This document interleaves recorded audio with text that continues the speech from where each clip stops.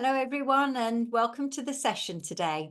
I'm Deborah Garlick from Henpicked Menopause in the Workplace, Menopause Friendly Australia, and Menstruation Friendly.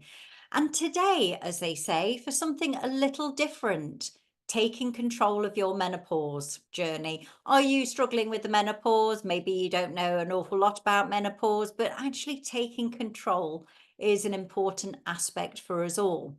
And with that, I'm delighted to welcome to this session today the wonderful, welcome back, Nigel Denby of Harley Street at Home. It's an interesting one, isn't it? This one, Nigel, around taking control, because I know you've been talking to people for years and years and years. You know that we've been training workplaces in particular for the last 8 years. But actually, there's still a lot of places where menopause is taboo. And with it is the lack of awareness, understanding. Knowledge is power when it comes to menopause. What's been your experience? Well, thank you for having me back again, Deborah. Lovely to be here as always. Yeah, you're absolutely right.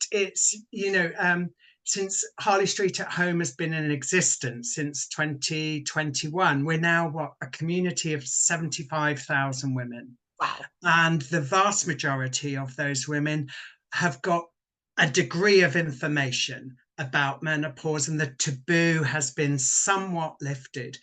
So, a couple of things to pull out straight away. The quality of that information that women have picked up is quite mixed, and some of it is coming from, anecdote, from family members, from celebrities, and from not terribly well qualified sources across social media. There's still an awful lot of women that we see in our community who understand the word menopause, perimenopause, maybe have registered, oh, it doesn't happen in your 60s.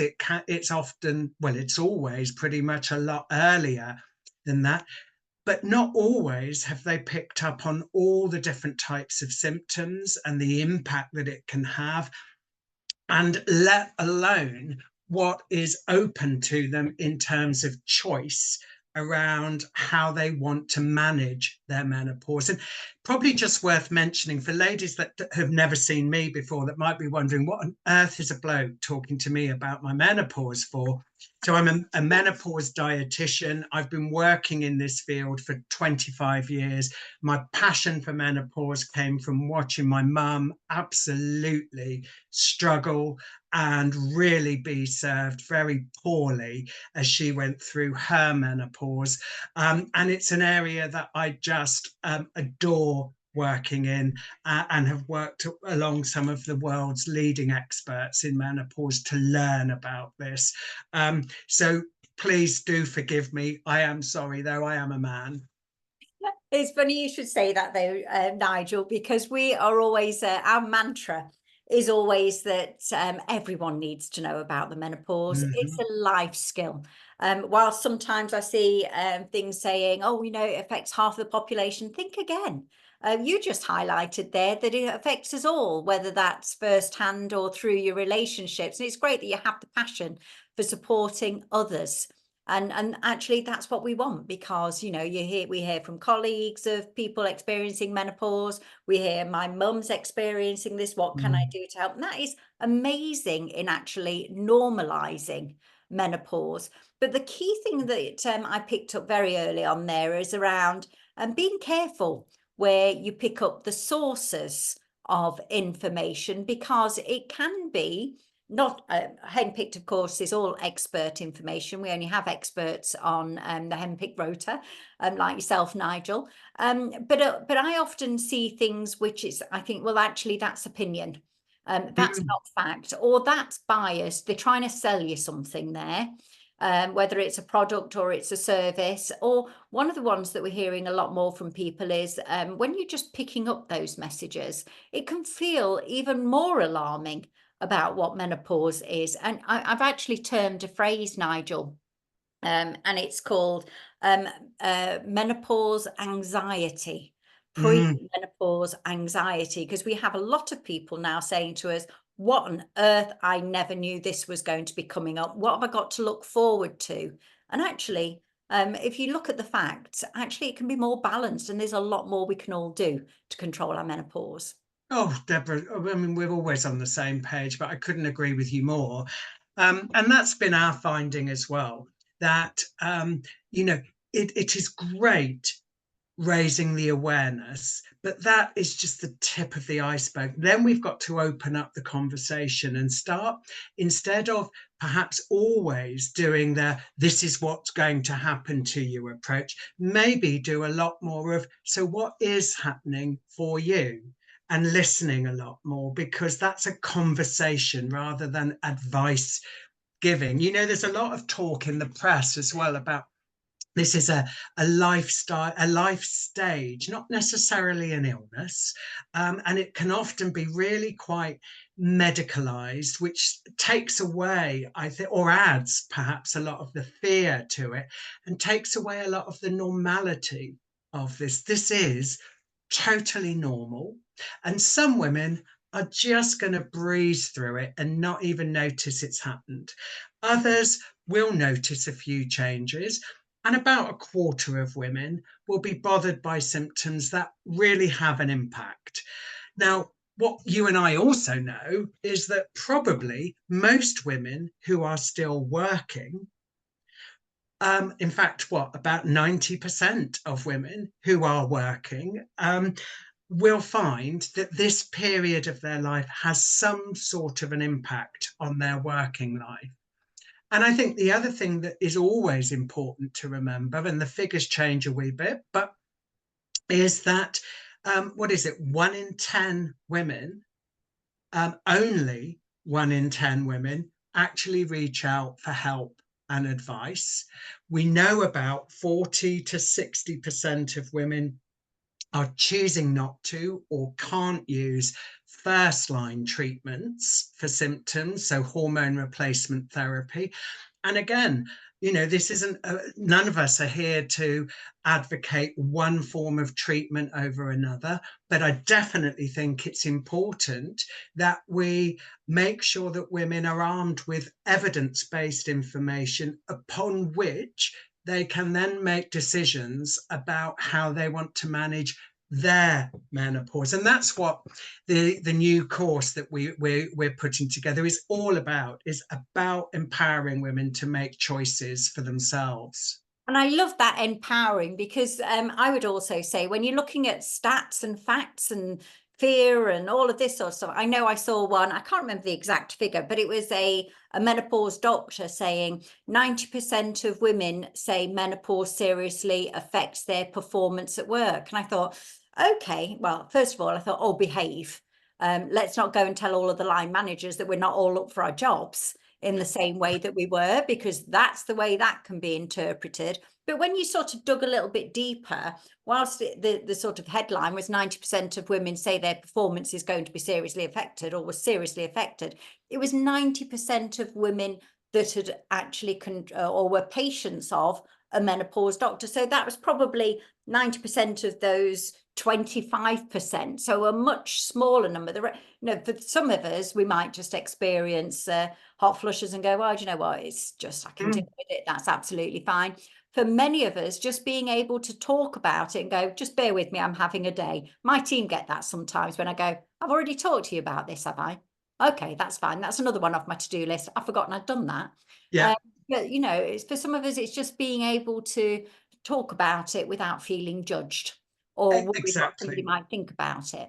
And that is the purpose of knowledge is power, so I can manage my own journey, but Yeah. also normalizing the conversation. Well, and I think also this also works for women's GPs. There are, as you know, we work with them, you work with them, some brilliant menopause specialist doctors, but that is a specialism. And for the vast majority of health professionals working in primary care, they haven't had specialist training in menopause. And we've heard lots of bashing of doctors and nurses for not knowing about enough about menopause. Well, again, we decided let's look at this a different way, and we sat down with doctors who said, look, if you are seeing menopause patients, and all doctors say we see far more ladies coming to us now about menopause, we'd say, well, you're still only going to get a 7-minute appointment. What do you want women to know about by the time they come to you? And that's what, again, taking control of your menopause is all about. It is, you take control through having knowledge and understanding. And so this is it's a 3-session course where we take women through exactly what is likely to happen to their body, what symptoms they might experience, and when they're likely to start experiencing them, and how to record those. The second session, we go all through lots of different options for treatment, hormonal, non-hormonal, lifestyle. And in the third session, we really pull the lifestyle apart, because that's the reason I love menopause so much. This is the moment to really reclaim your lifestyle and get rid of some of those habits that you've picked up through life, so that you can really have the healthiest, most vital decades ahead of you, well into your 80s and 90s, and be out there digging your own garden, decorating your own house, being that sort of women that other women look at and think, God, I want to be like her when I'm that age. That's what taking control of your menopause is about, is recognizing this is going to happen. There's nothing I can do to stop it happening. So let's get informed and let's own it, so that I can sit down with any health professional as a team and saying, right, Dr. Dudar, how are we going to manage this? This is what I would like to do. Can you confirm that's the best decision for me? And you know what, Nigel, that's one of the things that you said earlier that I really like about you. And that is, you've never should me. You've never told me you should. And I think that's important, because we're all unique in our experience of menopause, our mindset towards it, our symptoms, our past medical history, our preferences on how we would like to manage our own journey. And nobody can really should me. It's a bad idea, actually, to should me. I wouldn't dare, Deborah. But actually, with that informed choice and with that extra knowledge comes your options to say, actually, thinking about myself, taking a bit more time for myself. This is what I know I'm experiencing. From what I've learned, what feels like it's right for me. And then tap into the expert information and the expert support. Absolutely. Harley Street at Home is an organisation that sprung up out of lockdown purely, and our blah, blah. Has anyone got spare teeth? Mine are packing up, I think. Our ethos has always been listen to the ladies, listen to the women and what's troubling them, and then develop content and resources that is going to support them. Don't us, we've got a brilliant set of experts, but we don't sit and have to decide what women need to know. We need to listen and then respond to that. And that's why, I saw comments coming up there about anxiety, about different elements of symptoms. So we put together courses that are specific to different types of symptoms, like anxiety, sleep, weight, digestive health. And this taking control is really almost, if you like, it's what I call like a foundation course in menopause. And if you just want to get that basic info and then get on, well, that's fine. You don't have to go any further. But if you learn from this and think, flipping heck, I didn't know all this tummy trouble I was having was down to my menopause, because we're just doing a survey at the moment on that one subject, and realizing that there is a definite link with IBS and digestive health and menopause. And some women who have never had digestive health issues in their life start experiencing them at menopause and never realize it's part of the whole menopause. And so, again, without going off on too many tangents, I think that's why women enjoy what we try to do, because what we really are focusing on is you. It's all about you. We are really lucky. We've got masses of experience and masses of training, but that's only useful to you if you accept it and take it in a way that's going to be helpful to you. So when we look for our experts, we weed out these ones that do all of that. Not interested in those. I want people that sit back and listen. And that's one of your top 5 top tips, actually. I think wasn't the first. Well, so if you talk us through your 5 top tips, because Yeah, this one's was acceptance. totally. Again, this is not a disease, it's not an illness, this is totally normal. It doesn't mean you're getting old. You're only some of you won't be even halfway through your life when this happens. It's just a phase that is like starting your periods. This is when they're going to start winding up, that's all. But if it is going to affect you, record how it's affecting you. Don't try and remember all of this, and don't go into you. It's not helpful sitting down with a doctor and saying, I just feel rubbish. Actually, be able to be specific. A symptom diary can be really, really helpful. And then when you've got your information together, I think build a little list up of how you think you want to measure it, manage it. And if you do think I'd like to use hormones and I think I'd like to use tablets, well, what's your reasoning behind that? So again, that you have uh, got your rationale for what you're doing.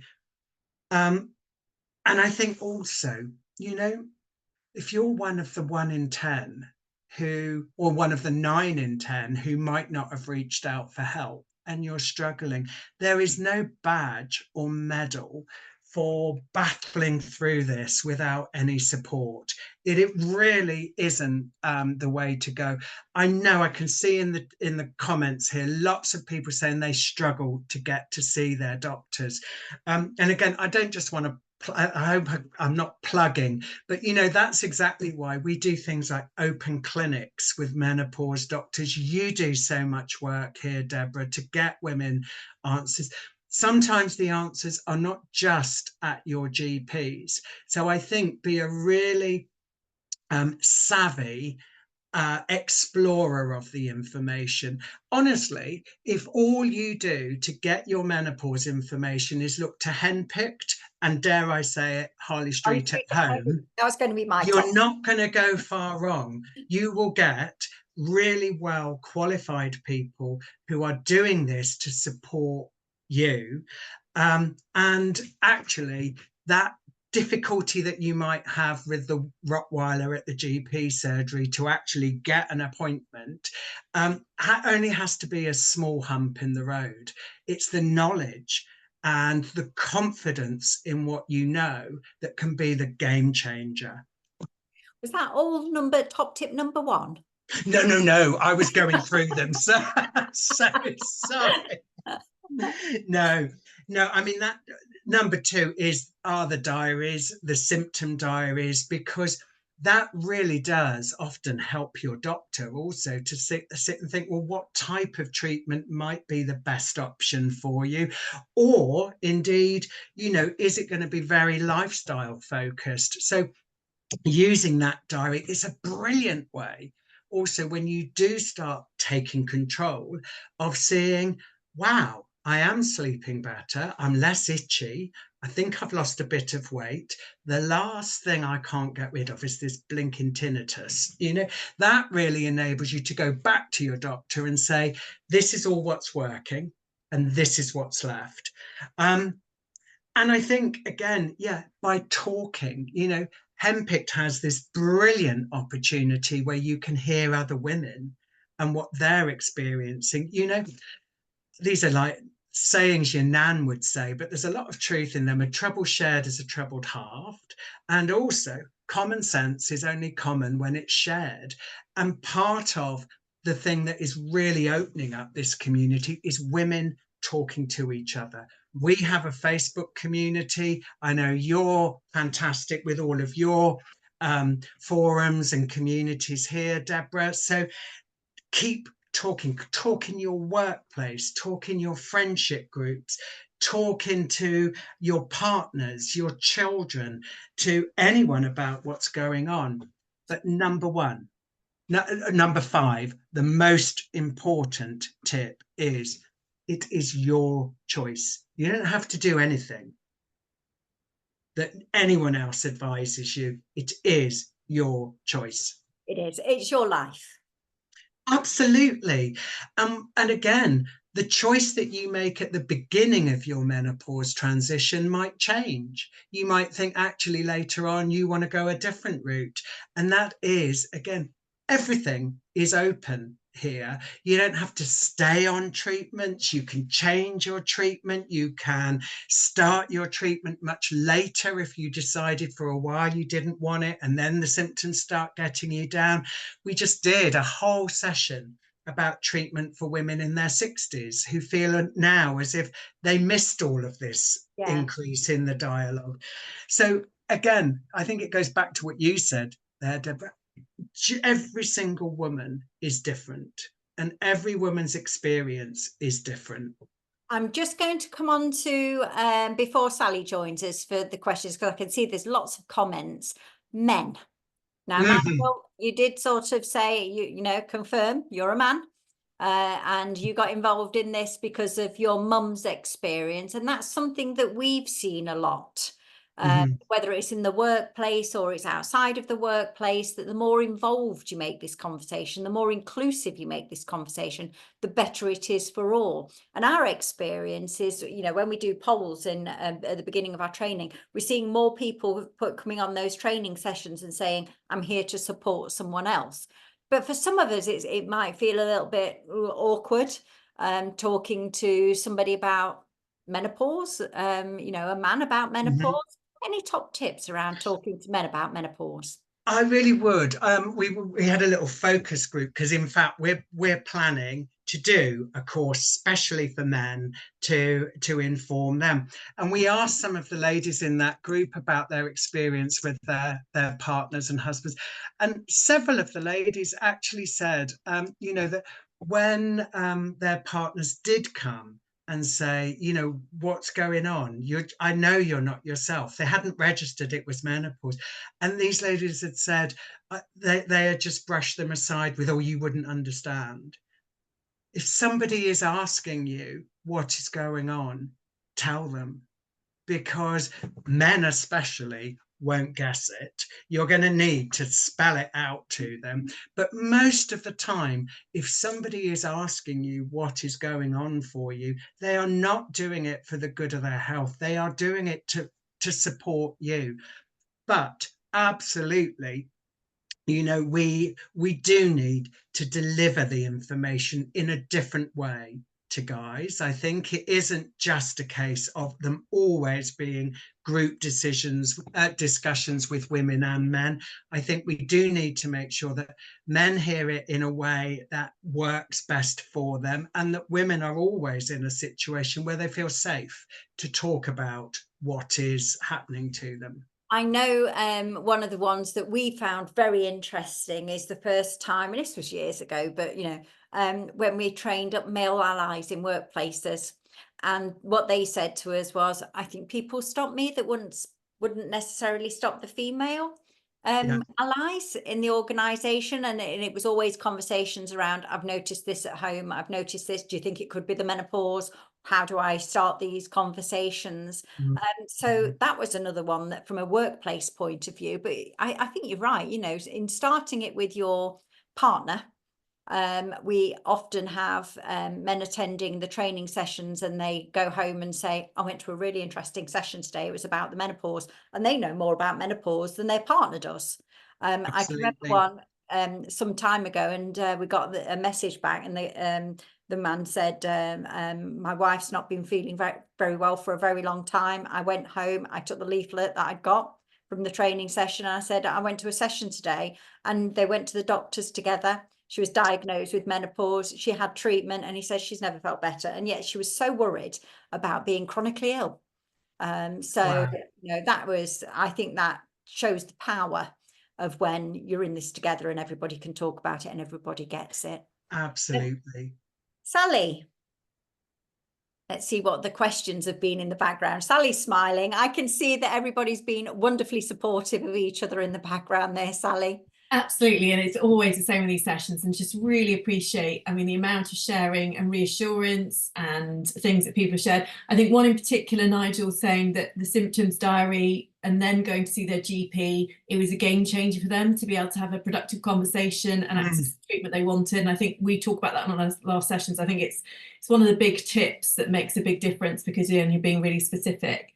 Absolutely. But questions in particular, we had a few questions around post-menopause. Interesting what you were saying about women in their 60s and treatment. So a couple, they kind of all kind of linked in. One was saying that they're feeling really dismissed by the GP post-menopause. Somebody's 2 years without a period, so they're post-menopausal. They've managed symptoms without HRT, but worried they're going to suffer issues further down the line. And understanding what the journey is post-menopause with lower levels of estrogen. Those questions that kind of all couple together. I mean, what I picked up, and there's a couple of things I can say to people. If you would like to see the masterclass we did with Dr. Katie Barber, all about menopause post for women in their 60s and beyond, then it's available on Catch Up on harleystreetathome.com. So you can do that. The big thing we picked up there is that in many cases, treatment is perfectly valid, but there are often considerations to make with a slightly increased risk sometimes of some of the side effects and consequences of HRT. But if you are a woman struggling with symptoms in your 60s, you must not assume there is nothing that can be done. It probably does need one-to-one advice. And again, you're very welcome. Once a month, we host an open menopause clinic with a specialist doctor. Our next one is this Wednesday, tomorrow night at 7 o'clock. And you can ask them live questions. They won't prescribe, but it does give you information that helps you put that toolkit together. So, I mean, it's back to the same principles. If you're in your 60s and you're struggling, get your symptoms written down, get specific about them. Don't suffer in silence, talk, ask for some support. And if your first person you speak to dismisses you, speak to someone else, because if they're dismissing you, they don't know about menopause. Yeah, absolutely. I mean, there's so many things coming up from everyone. Thank you so much for people sharing their experiences of this. I think that's really great. Another question we've got around, does diet and healthy eating really help with managing symptoms? Absolutely, it helps on so many different levels. First of all, if you're struggling with your weight, then you've got to start looking at diet and lifestyle. And we know that at least half of women do struggle with weight gain. But also really important for those ladies who choose not to or can't take HRT, diet and lifestyle is your passport to managing your increased risk of heart disease, of reduced bone health. So if there was ever a moment to embrace tweaking and adjusting your diet, this is it. But here's the great news. Nothing crazy you've got to do. Anything that you would be asked to do about your diet is general healthy eating. This is the moment that you can say, oi, shift it. Intermittent fasting, continuous glucose monitoring, keto diets, no fads, no gimmicks, no quick fixes. You want a lifestyle plan that will last you for the rest of your very long and very healthy life. That's brilliant. Thank you so much. I've got a question that's come from various bits, which I think I can just answer around terminology. So someone's asked, well, what does post-menopause mean? What's perimenopause? So perimenopause is that time leading up to menopause. Menopause clinically is a one-day event when someone's not had a period for 12 months. And then the following day, you're then into post-menopause. So just we've had a few questions around that. But we know sometimes actually understanding where someone is on that journey can be challenging, especially if people have they don't have regular periods, or they have things like contraception or other medication that's affecting their monthly cycle. So it's fine though to use menopause as the umbrella term. Someone was asking, does the terminology matter? And I think often menopause, it's that umbrella term, isn't it? It is, and often it doesn't really matter where you are on that, Yeah. that transition. It's how you're feeling that's the important bit. That bit's just a technicality. Absolutely. So I can see people are asking around healthy eating plans, things. We've got lots of resources on the Menopause Hub. We've got some sessions with Nigel that he's done with us around top tips around nutrition and diet. So I've shared the link, and we'll also share that in the page, and we'll also share links to Harley Street at Home. Thank you very much, Sally. And I've shared your link with your events in this on this webinar just now, that because these are actually free. And you say the first one, anxiety management in menopause course, is tonight at 7 o'clock. So somebody mentioned anxiety earlier on, but I'm going to do something a little bit different at the end of this one.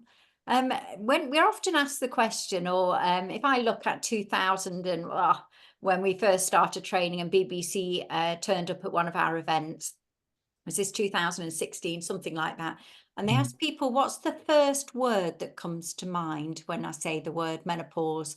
And people said old, painful, past it, hot flushes, moody, somebody shouted crazy in the background.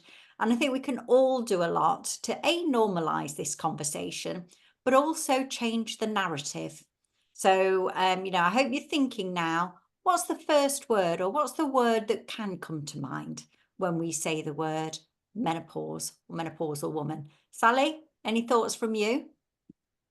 We cover this in our sessions, and it's very much we're capable, we're wise, we're experienced, we're knowledgeable.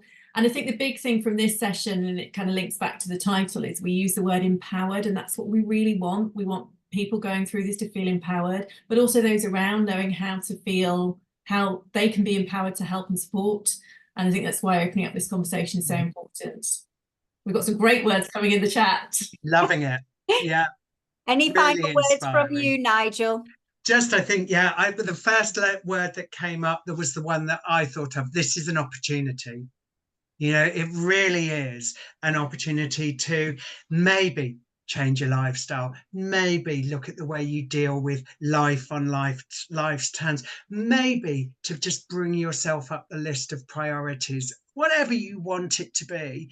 This is an opportunity. The clue is in the word. It's a moment to pause and reflect and decide what you want next. And if you start doing that and start taking control, this can be the best time of your life. With that, thank you very much, Nigel, and thank you very much, Sally, and thank you to everyone for joining us today.